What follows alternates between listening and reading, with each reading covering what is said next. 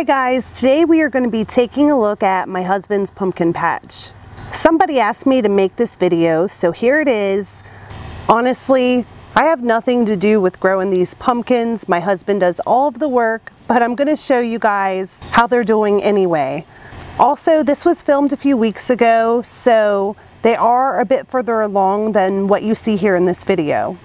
All of these pumpkins are Atlantic Giants, but they are from 3 different sources.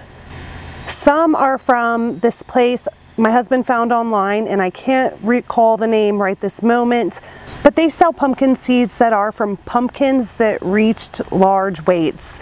The ones that my husband ordered were from pumpkins that were over 1,000 pounds each.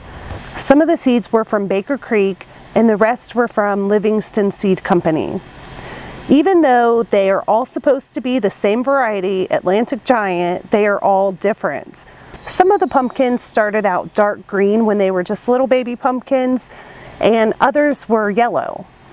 No matter what they are, hopefully we're going to get some really big ones. So far they're doing well, and when it's finally time to harvest them, I'll show you how they turned out.